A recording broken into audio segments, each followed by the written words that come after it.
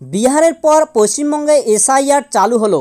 SIR special intensive revision, যা ভারতবর্ষের প্রত্যেকটি রাজ্যে শুরু হবে। এই মুহূর্তে সবথেকে গুরুত্বপূর্ণ যে খবরের দিকে নজর রাখতে হচ্ছে, এসআইআর ঘিরে এবারে আতঙ্কের জের। সমস্ত মানুষের মনে এবারে আতঙ্ক শুরু হয়েছে।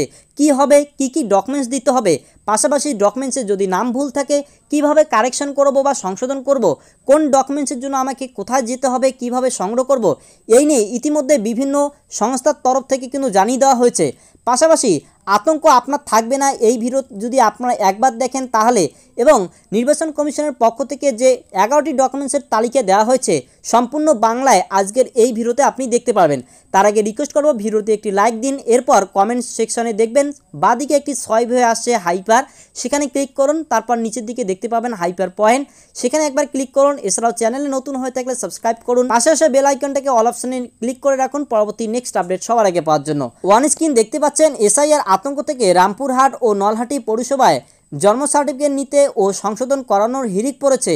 বিহারের পর পশ্চিমবঙ্গ ভোটার তালিকায় নিবিড় সংশোধন নামতে পারে নির্বাচন কমিশন। এমন আশঙ্কা থেকে জন্ম সার্টিফিকেট আগেভাগেই জোগাড় করে রাখতে চাইছেন অনেকে। শুধুমাত্র কিন্তু যে জেলার অংশের এই আপডেট এসেছে সেটাই নয়, প্রত্যেক মানুষের আশঙ্কা তৈরি হয়েছে কোন সার্টিফিকেট লাগবে, পাশাপাশি জন্ম সার্টিফিকেট না থাকলে কিভাবে বানাবো, যদি ভুল থাকে কিভাবে করব, এই বিষয়ে সম্পূর্ণ কিন্তু আপডেট উঠে আসছে। এতদিন ভোটার তালিকায় নাম তুলতে জন্ম তারিখ এবং বাসস্থানের প্রমাণেই যথেষ্ট ছিল। এবার নতুন নিয়মে শুধু জন্মের তারিখ নয়, কোথায় সংশ্লিষ্ট ভোটারের জন্ম হয়েছে তার প্রমাণও সংযুক্ত করতে হবে এবং বাড়ি বাড়ি গিয়ে ভোটারদের কাছ থেকে সেই তথ্য সংগ্রহ করে মিলিয়ে দেখবেন বুথ লেভেল অফিসারেরা। নতুন নিয়মের এই অংশটি নিয়েই রাজনৈতিক পারদ চড়তে শুরু করে দিয়েছে। দুদিন আগেই ইলামাবাজারের সভা থেকে এই নিয়ে হুঁশিয়ারি সুর শোনা গিয়েছিল মুখ্যমন্ত্রীর গলায়। সোচ্চার হয়েছেন তৃণমূলের সর্বভারতীয় সাধারণ সম্পাদক অভিষেক বন্দ্যোপাধ্যায়ও। কিন্তু এসআইআর নিয়ে মানুষের মধ্যে যে আতঙ্ক বাড়ছে, দেখুন, জন্ম সার্টিফিকেট নিতে বা সংশোধনের জন্য রামপুরহাট ও নলহাটি পৌরসভাগুলিতে ভিড় বাড়ছে মানুষের। পৌরসভা খোলার আগে থেকেই শংসাপত্র নিতে মানুষ দাঁড়িয়ে থাকছেন। রামপুরহাট পৌরসভা জন্ম ও মৃত্যু সার্টিফিকেট প্রদান বিভাগের দায়িত্বে থাকা শুভেন্দু সিনহা বলেন, একটু আগে আপনাদেরকে জানিয়ে দিয়েছিলাম যে শংসাপত্র দেওয়ার যে সংস্থাগুলো রয়েছে সেখান থেকে কিন্তু জানিয়ে দেওয়া হয়েছে। দেখতে পাচ্ছেন যে পৌরসভার জন্ম ও মৃত্যু সার্টিফিকেট যিনি প্রদান করেন দায়িত্বে থাকা শুভেন্দু সিনহা কী বলেছেন, জন্ম শংসাপত্র তোলার হিড়িক ব্যাপক, বয়স্ক লোকেরা বেশি আসছেন, তাদের কেউ জন্ম সার্টিফিকেট নিতে, কেউ বা ডিজিটাল সার্টিফিকেট নিতে আসছেন, কেউ বা পাসপোর্ট করাতে চেয়ে জন্ম সার্টিফিকেট নিতে আসছেন। যেগুলি রেকর্ড আমাদের কাছে রয়েছে সেগুলি করে দিচ্ছি, আর যাদের রেকর্ড নেই তাদের নতুন করে আবেদন করতে বলছি। তো স্পষ্ট দেখতে পারলেন যে ইতিমধ্যে জন্ম এবং মৃত্যু শংসাপত্র যিনি দেন তার দায়িত্বে থাকা শুভেন্দু সিনহা তিনি কিন্তু স্পষ্টভাবে বলছেন যে যাদের রেকর্ড ইতিমধ্যে রয়েছে তাদের কিন্তু দিচ্ছে এবং যাদের রেকর্ড নেই তাদের নতুন করে কিন্তু আবেদন করতে বলা হচ্ছে। তো আপনাদের যদি সেই রকমের জন্ম সার্টিফিকেট এখনও পর্যন্ত না থেকে থাকে সেক্ষেত্রে ইউটিউবে অনেক টিউটোরিয়াল পেয়ে যাবেন কিভাবে আবেদন করতে হয়। এই ভিডিওটি দেখেই কিন্তু আপনারা আবেদন করে নেবেন। অন্যদিকে নলহাটি পৌরসভার জন্ম মৃত্যু সার্টিফিকেট বিভাগের দায়িত্বে থাকা বিকাশ মুনি বলেন, অনেকে শংসাপত্র নিতে আসছেন 2004 সালের পর থেকে হলে আমরা তদন্ত করে দিচ্ছি, তার আগে হলে বিএমওএইচ তদন্ত করবে। তাছাড়া নার্সিংহোমে জন্ম হলে আমরা সার্টিফিকেট দেই। তো কাদের সার্টিফিকেট দিচ্ছে কি না, যাদের জন্ম নার্সিংহোমে হয়েছে তাদের সার্টিফিকেট দিচ্ছে। এর বাইরে বিডিও অফিস থেকে সংগ্রহ করতে হবে, অর্থাৎ গ্রাম এলাকায় হয়ে থাকলে সেটা কিন্তু আপনাদের বিডিও থেকেই সংগ্রহ করতে হবে। এছাড়া কেউ নাম সংশোধন করতে আসছেন সেক্ষেত্রে সাপোর্টিং ডকুমেন্টস দেখা হচ্ছে, অর্থাৎ যদি আপনাদের জন্ম সার্টিফিকেটের মধ্যে আপনাদের নাম ভুল থেকে থাকে সেক্ষেত্রে আপনার কিন্তু সাপোর্টিং ডকুমেন্টস দেখাতে হবে যে আপনার কোন নামটি ঠিক। সেই সাপোর্টিং ডকুমেন্টস দেখেই তারপরে কিন্তু দিচ্ছে এই শংসাপত্রগুলি। এরপরে কি বলা হচ্ছে দেখুন, নাম প্রকাশে অনিচ্ছুক এক ব্যক্তি বলেন, আমরা যে সময় জন্মেছি সেই সময় সার্টিফিকেটের খুব একটা প্রয়োজন পড়তো না, স্কুলে মুখে বলেই ভর্তি হওয়া যেত, এখন সেই সার্টিফিকেট খুঁজে পাচ্ছি না।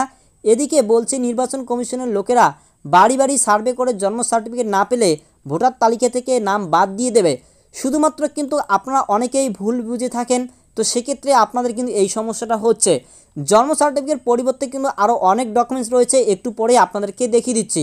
এবার দেখুন কি বলা হয়েছে, রামপুরহাটের বছর 50-এর এক পৌর বলেন, বাড়িতেই জন্ম হয়েছিল, বাবা ও মাও এখন বেঁচে নেই, সেই সময় সার্টিফিকেট নেওয়া হচ্ছিল কি না সেটাও জানি না, কারণ এতদিন জন্মের সার্টিফিকেটের সেভাবে প্রয়োজন পড়েনি। এখন বলছে ওই সার্টিফিকেট থাকা নাকি বাধ্যতামূলক। পৌরসভাতেও রেকর্ড নেই, জানি না কি হবে।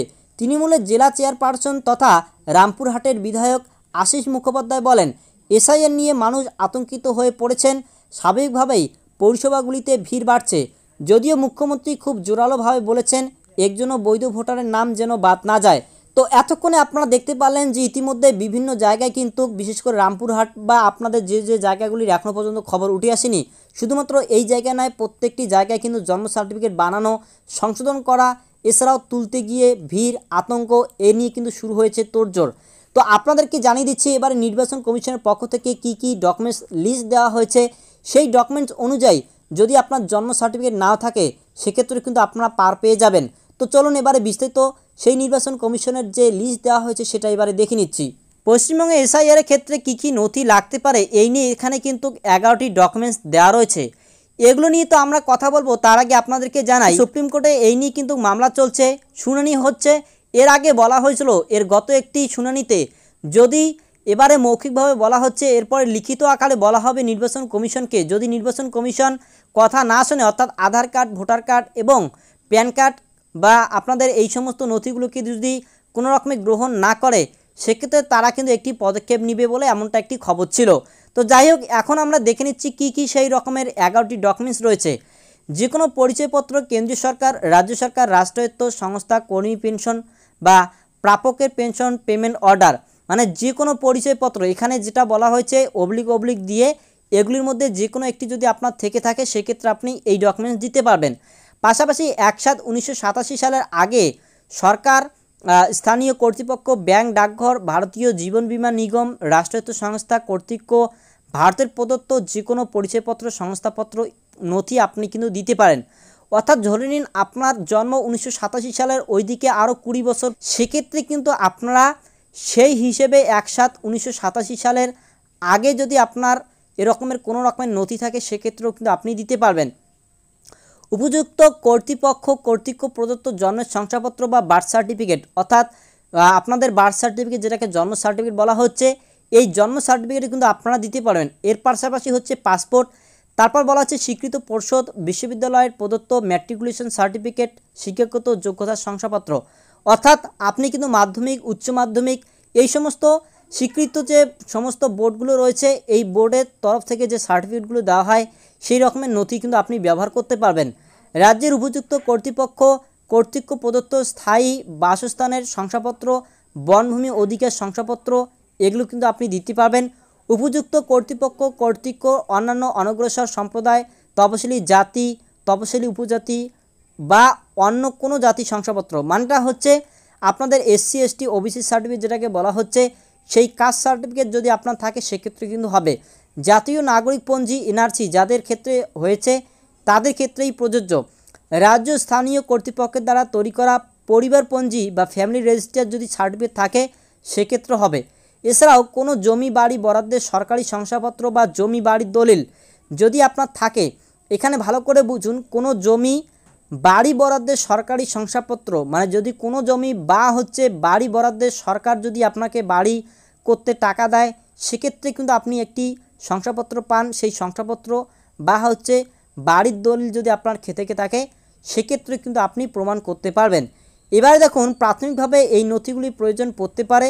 নির্বাচন কমিশনের তরফে বিজ্ঞপ্তি জারি করা হলে সেখানে নথির সংখ্যা বাড়তে পারে, অর্থাৎ এখানে যে 11টি সংখ্যা রয়েছে এরপরে আরও কিন্তু অত্যাধিক নির্বাচন কমিশনের পক্ষ থেকে যদি বিজ্ঞপ্তি জারি করা হয়, এটি কিন্তু বিহারের ক্ষেত্রে করা হয়েছে। বিহারের ক্ষেত্রে করার পর নির্বাচন কমিশন জানিয়েছিল যে প্রত্যেকটি রাজ্যের জন্য একই নিয়ম মানা হবে। এরপরে আমাদের রাজ্যে শুরু হওয়ার সময় যদি নতুন করে আরও বিজ্ঞপ্তি জারি করা হয় সেক্ষেত্রে কিন্তু আরও নথির সংখ্যা বাড়তে পারে। Aadhaar card, PAN card, ration card যুক্ত করা হয় কিনা সেই ব্যাপারেও দেখার, কেননা গত শুনানিতে সুপ্রিম কোর্ট কিন্তু বলেছে যে এরপর আমরা লিখিতভাবে বলবো, তারপর যদি না করে সেক্ষেত্রে আমরা হস্তক্ষেপ করবে, এমন একটি বিষয় বলা হয়েছিল। এবার দেখুন, উপরে লেখা তালিকার নথিগুলির মধ্যে 1-2টি তার বেশি প্রয়োজন হতে পারে, অর্থাৎ এখানে যে একটি ডকুমেন্টস দিয়ে আপনি পার পাবেন এমনটা কিন্তু নাও হতে পারে, একের অধিকও কিন্তু আপনার ডকুমেন্টস নিতে পারে। এখানকার 11টির মধ্যে যে কোনো আপনি 2টি বা 3টি এরকম যে সময় যেভাবে চাওয়া হবে সেই অনুযায়ী কিন্তু লাগতে পারে। যদিও এখনও পর্যন্ত এই নিয়ে নতুন করে আমাদের রাজ্যের জন্য কোনো গাইডলাইন প্রকাশ করেনি। যদি প্রকাশ করা হয় সেক্ষেত্রে আপনি জানতে পারবেন। তবে জানতে পারলেন কি কি 11টি নথি এর আগে জানানো হয়েছে। পাশাপাশি বর্তমানে জন্ম শংসাপত্র নিয়ে যে হিড়িক পড়েছে, আতঙ্ক চলছে, সেই আতঙ্কের জের এবার থেকে আপনাদের কাটবে বলে এই ভিডিও দেখার পর আপনার অনেকটাই কাটবে বলে আশা করা যাচ্ছে। কেননা যদি আপনার নাম ভুল থাকে কীভাবে সংশোধন করবেন, কোথায় করবেন, সেই ব্যাপারে কিন্তু ইতিমধ্যে দায়িত্বে থাকা একজন আধিকারিক জানিয়েছেন। আশা করছি ভিডিওটি ভালো লেগেছে। ভিডিও ভালো লাগলে লাইক করুন, চ্যানেলে নতুন হয়ে থাকলে সাবস্ক্রাইব করে রাখুন পরবর্তী নেক্সট আপডেট সবার আগে পাওয়ার জন্য।